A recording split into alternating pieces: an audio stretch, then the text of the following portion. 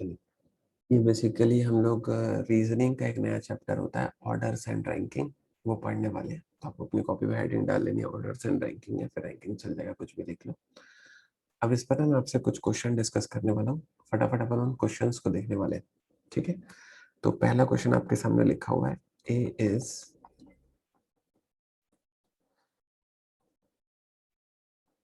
taller than B,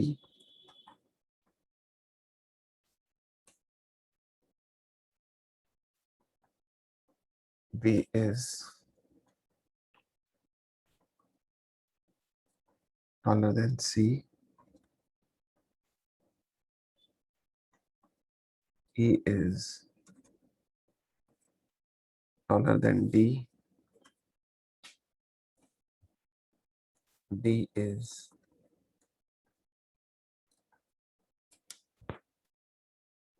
taller than A,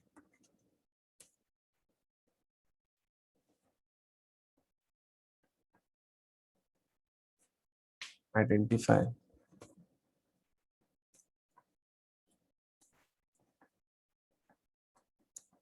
the tallest।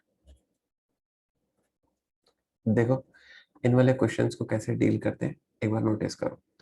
In questions को solve करने के लिए ना हम लोग क्या करते हैं, हर एक क्वेश्चन मतलब क्वेश्चन की हर एक लाइन को पार्ट बाय पार्ट क्रैक करते हैं, ठीक है। कैसे? लिखा हुआ है A is taller than B, तो A is greater than B हो गया, ठीक। B is taller than C, तो B is greater than C हो गया। E is taller than D, तो E is greater than D हो गया। D is taller than A, तो D is greater than A हो गया। तो मैंने क्या किया, इस क्वेश्चन की हर एक लाइन को पार्ट बाय पार्ट क्रैक कर दिया, ठीक है। अब क्या करते हैं, ये जो लाइनें हमने जो क्रैक की, हमको इनको मिक्स करना होता है। तो चलो, आपको मैं एक बार मिक्स करना सिखाता हूँ, एक बार इसको सीख लीजिएगा कैसे मिक्स होगा ये। ए और बी लिखा हुआ है, तो मैंने लिख दिया ए ग्रेटर देन बी। अब लिखा बी ग्रेटर देन सी, तो यहाँ पे लिख दिया बी ग्रेटर देन सी। लिखा है ई और डी, तो यहाँ पे कहीं ई और डी तो यूज नहीं हुआ है, तो इसको छोड़ दोगे। ऐसा कभी कभी होता है कि जिसकी जरूरत नहीं होती वो पहले लिख कर दे देते हैं, तो उसको जरूरी नहीं है उसको कैरी करना, उसको वहीं छोड़ दो। अगले को देखो, क्या लिखा है, D is greater than A, तो यहाँ पे लिख दिया डी इज ग्रेटर देन ए। फिर लिखा है ई इज ग्रेटर देन, तो यहाँ पे लिख दिया ई इज ग्रेटर देन डी। सब यूज हो गए, सब मिक्स हो गए। तो अब मेरे को इसमें दिखाई दे रहा है कि सबसे बड़ा कौन है, ई है, तो इसका आंसर था ई।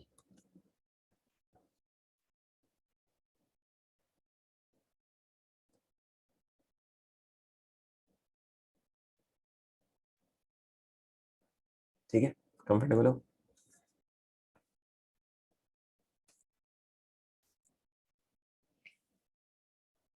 डॉट मार दिया करो यार प्रतीक, खाली बैठे बैठे यही कर लिया करो। क्या पता इसी में कुछ भला हो जाए।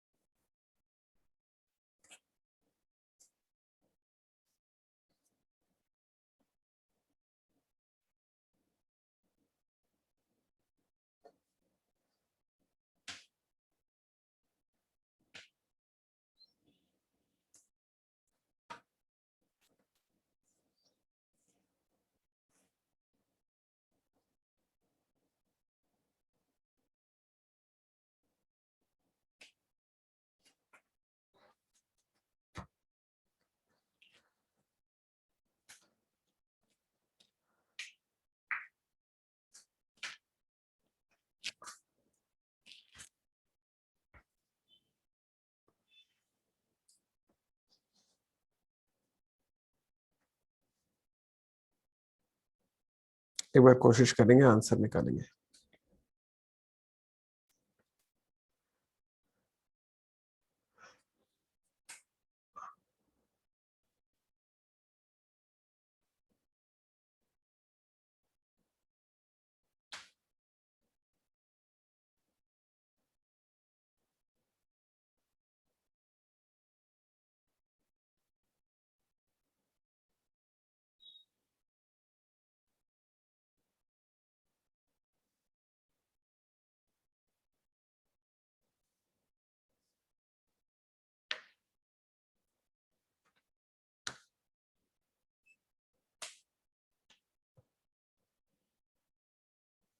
कैसे सॉल्व करना था इस वाले क्वेश्चन को? बिल्कुल वैसे ही, पार्ट बाय पार्ट। ठीक है, कैसे भाई? जब मैं करके बताता हूँ। श्रेया राखी से ज्यादा, किरण प्रिया से ज्यादा, ये किरण है और ये कीर्ति है। कीर्ति तारा से ज्यादा, राखी कीर्ति से ज्यादा, प्रिया श्रेया से ज्यादा। अब मिला दो सभी को, ये यूज हो गया। यहाँ पर एस और आर नहीं है, एस और आर नहीं है, यहाँ पर है। तो आर कीर्ति से ज्यादा, आर कीर्ति से ज्यादा यूज हो गया। पी और एस, पी और एस भी नहीं है, छोड़ो। कीर्ति और टी है, यहाँ से यूज हो जाएगा। तो जो कीर्ति है वो तारा से ज्यादा यूज हो गया। अब ये है प्रिया श्रेया से ज्यादा, ये यूज हो गया। अब किरण प्रिया से ज्यादा, ये भी यूज हो गया। तो बोल रहा है कौन वाइसेस्ट है, तो आंसर है इसका किरण। समझिए, पार्ट बाय पार्ट लिखो और सबको बैठ के मिलाते रहो, सिर्फ यही काम है आपका।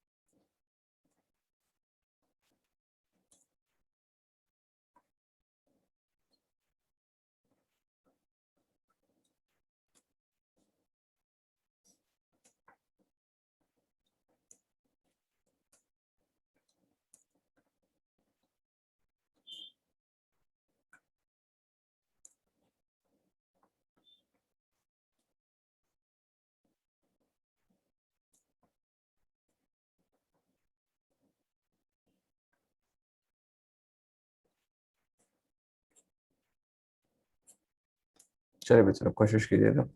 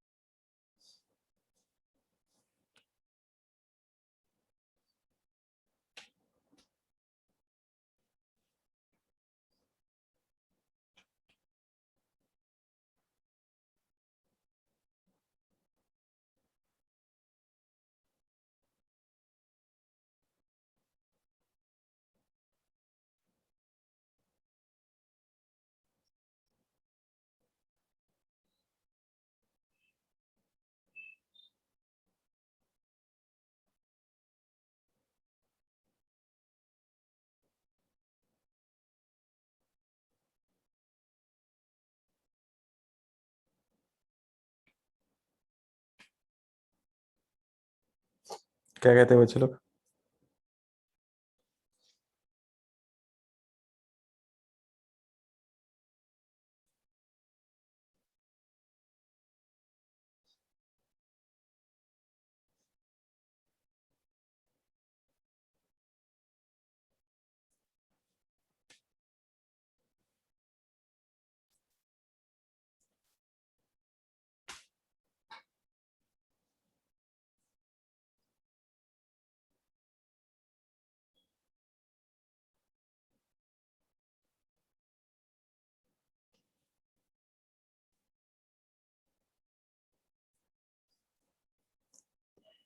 बढ़िया, शाबाश।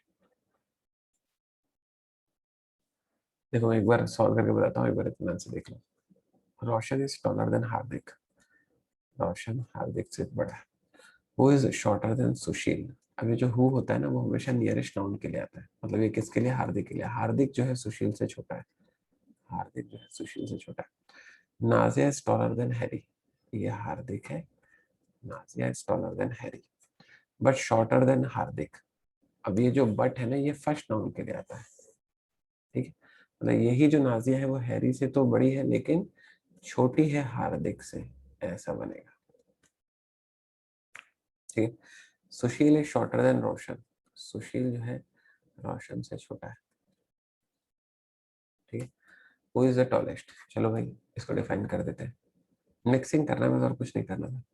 हार्दिक जो है रोशन और सुशील दोनों से छोटा है। मतलब अगर मुझे इसको मिक्स करना होगा तो हार्दिक जो है रोशन और सुशील दोनों से छोटा दिखाई देगा। लेकिन सवाल यह है कि रोशन और सुशील में कौन छोटा है? तो यहाँ से दिखाई दे रहा है रोशन और सुशील में सुशील छोटा है, तो सुशील यहाँ आएगा, रोशन यहाँ आएगा। इसका आंसर था रोशन। क्या क्या लिखे जा रहे सुधांशु तुम? नींद आ रही क्या बैठे बैठे तुमको?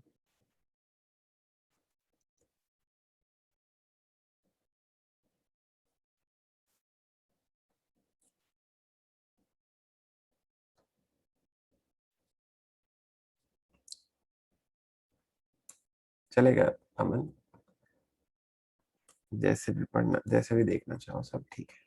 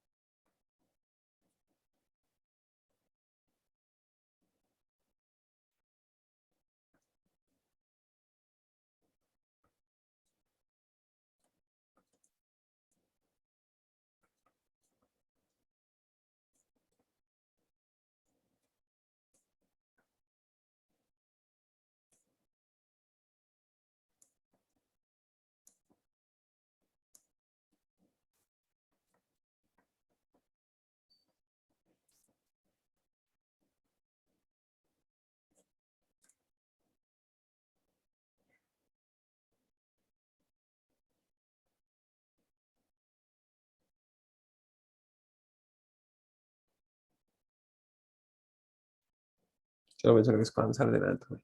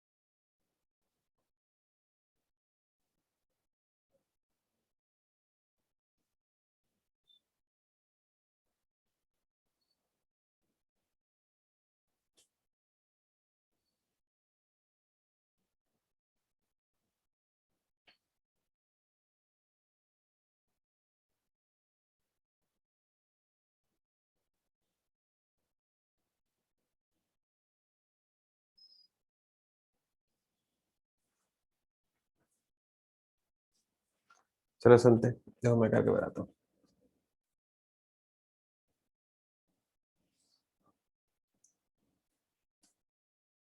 देखो उसने बोला Aamir is older than Shyam, Aamir is older than Shyam but younger than Chandu, but younger than Chandu.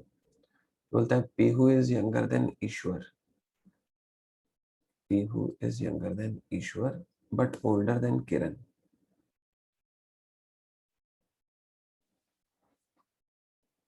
Aamir is older than Shyam but younger than Chandu, ठीक है। Pihu is younger than Ishwar but ये ओल्डर देन किरण, ठीक है। Kiran is older than Shyam, Kiran is older than Shyam. चलो अब इसे सुनना मत, चलो अब आप बच्चों को इस पर ख्याल करना है। देखो जरा, अगर मान लिया इसमें ना यंगेस्ट पूछा होता, ऐसे एक बात रख रहा हूं, अगर मान लिया इसमें यंगेस्ट पूछा होता, अभी तो उसने ओल्डेस्ट पूछा है, मान लिया अगर इसमें यंगेस्ट पूछा होता, what it on that case, तो फिर क्या होता। अगर उसने सबसे छोटा पूछा होता तो मेरे को यहाँ पर दिखाई दे रहा है कि चंदू, आमिर और श्याम, ईश्वर, पी और किरण, इन दोनों में कोई कॉमन नहीं, कॉमन है तो मिक्स नहीं हो पाएगा। Got it. तो मेरे को ये वाला स्टेटमेंट इंडिविजुअली बता रहा है कि सबसे छोटा श्याम है, और ये वाला स्टेटमेंट इंडिविजुअली बता रहा है कि सबसे छोटी किरण है। अब इन दोनों में कौन छोटा है वो ये बताता है, इन दोनों में भाई श्याम छोटा है। तो अगर मान लिया इसने क्वेश्चन पूछा होता कि कौन यंगेस्ट, तो मेरा आंसर श्याम हो जाता। आगे बात पकड़ में कंफर्टेबल है बोलो। लेकिन इस क्वेश्चन में उसने यंगेस्ट नहीं पूछा, इस क्वेश्चन में उसने ओल्डेस्ट पूछा हुआ है। तो बिल्कुल वैसे ही जैसे मैंने यंगेस्ट को डील करना सिखाया, वैसे अपन ओल्डेस्ट को डील करते हैं। अगर मान लिया इसने ओल्डेस्ट पूछा है, तो पहले लिए समझ में आ रहा है कि सबसे बड़ा है चंदू, दूसरे लिए समझ में आ रहा है कि सबसे बड़ा है ईश्वर। लेकिन अब इन दोनों में कौन बड़ा है ये बताने के लिए ऐसा वाला कोई स्टेटमेंट मेरे को गिवन नहीं है यहाँ पर। अब बात को समझो जरा, मैं क्या कहने की कोशिश कर रहा हूँ। जैसे इन दोनों में कौन छोटा ये बताने के लिए ये वाला स्टेटमेंट गिवन था, तो वैसे इन दोनों में कौन बड़ा ये बताने के लिए ये वाला कोई स्टेटमेंट गिवन ही नहीं है। तो मैं कैसे बता दूंगा कि चंदू ही बड़ा है ईश्वर से। क्या पता ऐसा लिखा रहता कि ईश्वर बड़ा होगा चंदू से अगले स्टेटमेंट में, तब तो आपकी बात गलत हो जाती ना। और मैं इस बात को लेकर श्योर नहीं, क्योंकि ये वाली बात गिवन ही नहीं है। पॉइंट आ रहा है समझ में। तो क्योंकि मुझे एक और डेटा की जरूरत पड़ रही है ये जानने के लिए कि चंदू और ईश्वर में कौन बड़ा है, और मुझे गिवन नहीं है, तो इसका आंसर होगा डेटा इनएडिक्वेट,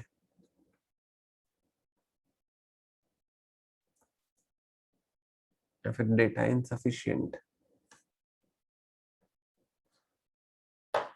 समझ गए।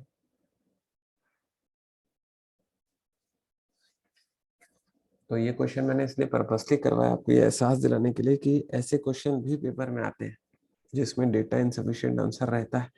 तो वो आपको टिकना है, जबरदस्ती चंदू को बड़ा करके नहीं बैठ जाना आपको। अच्छा भारती का तभी आंसर नहीं आया क्या, वरना भारती तो हर बार सबसे पहले ही आंसर दे देती थी। गुड भारती जी।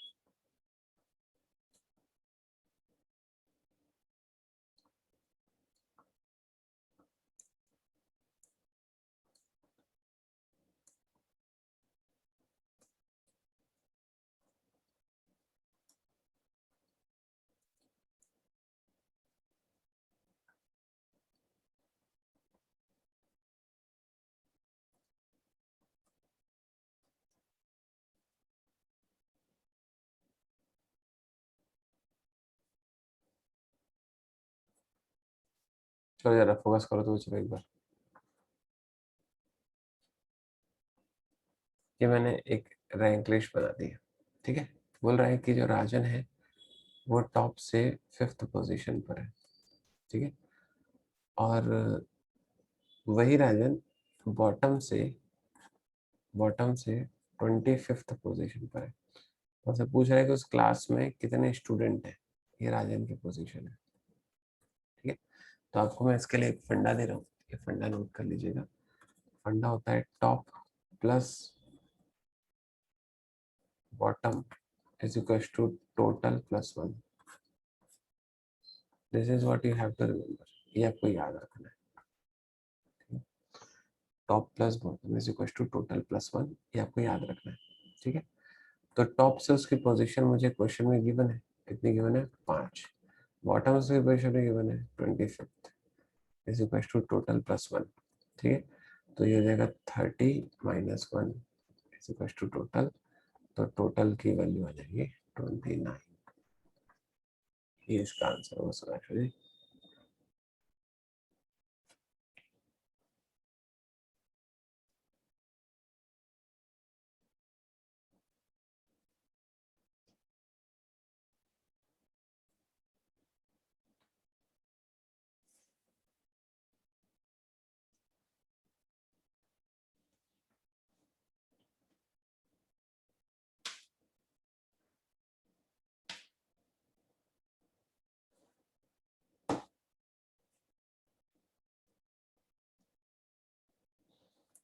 अगला क्वेश्चन है,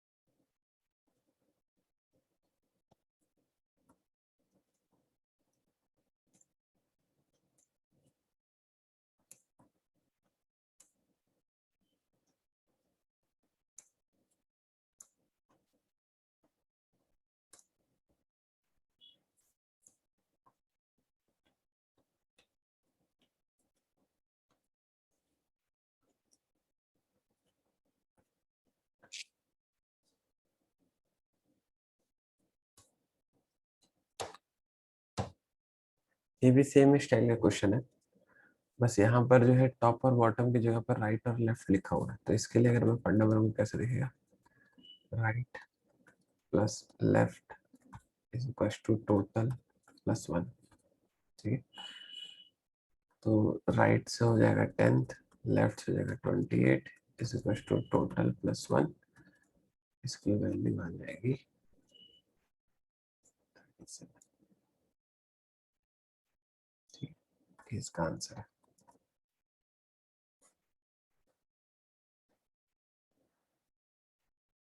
In a row, Priya is 10th from the right end and 28th from the left end. How many people are there in a row? ठीक है बात है।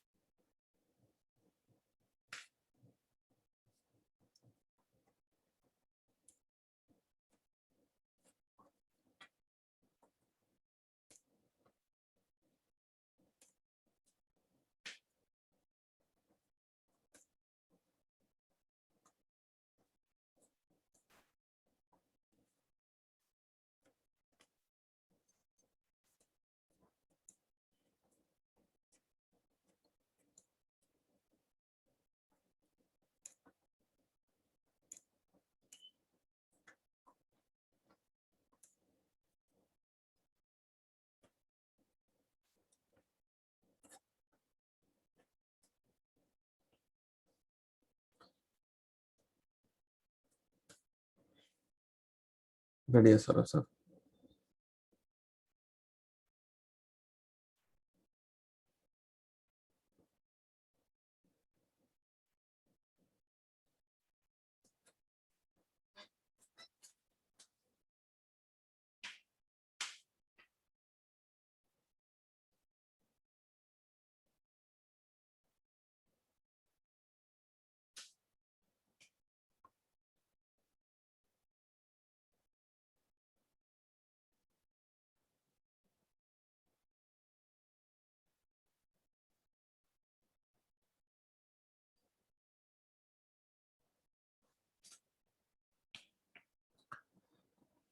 कैसे करेंगे इसको?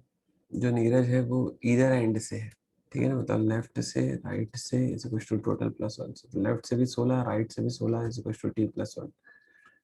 तो इसको सॉल्व करो, बताएगा 31 और ये इसका आंसर होगा। समझ में आ रहा है सुधांशु साहब आपको कुछ?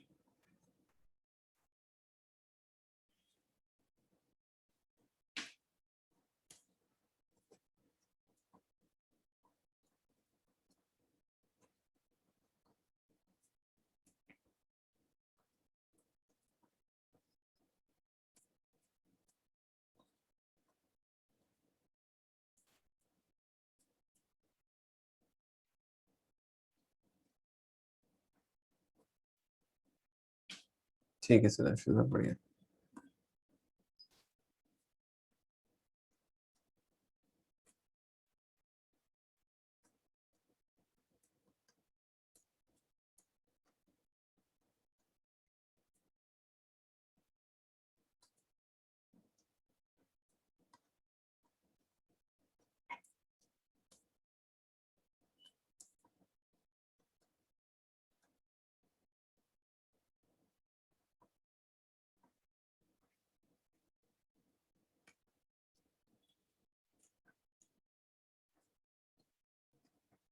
लाइए भाई आंसर लाइए फटाक से।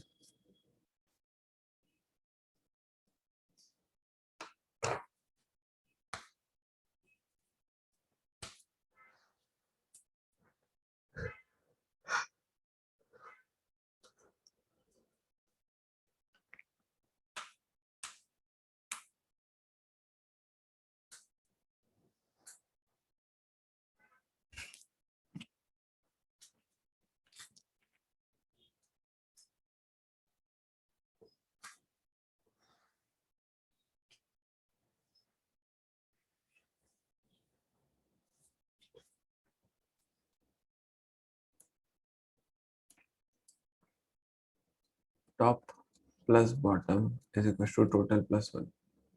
हाँ अमन, आपको रिकॉर्डिंग प्रोवाइड करेंगे बच्चे। जाओ अपना ख्याल रखो और वीटी बढ़िया से कंप्लीट कर लो। मैं कल क्लास की टाइमिंग और सुबह रख दूंगा, ठीक है मैम? 7 बजे रखेंगे कल।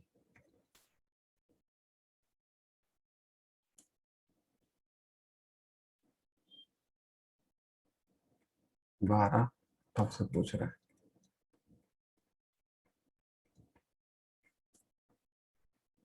ऐसे।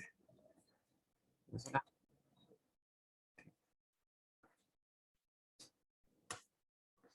क्या हो गया भारती जी? तबीयत बिगड़ रही है क्या सुनते ही?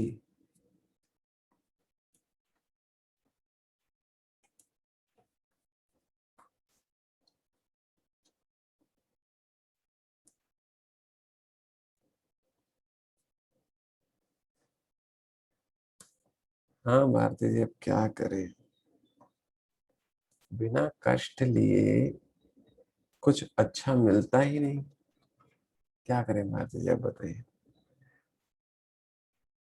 अगर कुछ अच्छा चाहिए तो कष्ट उठाना पड़ेगा।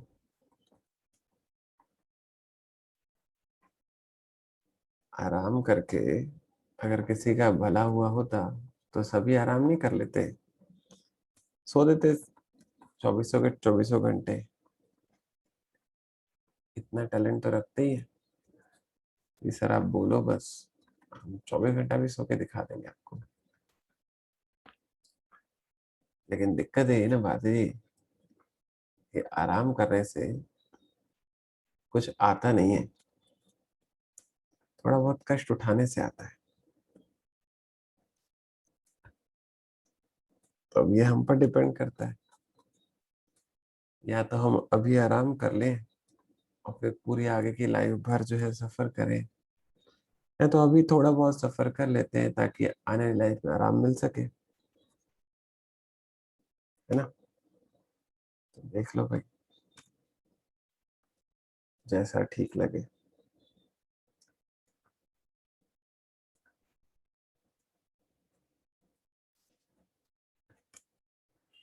एक बार आप कोशिश कीजिए, फिर मैं सॉल्व कर बताता हूँ।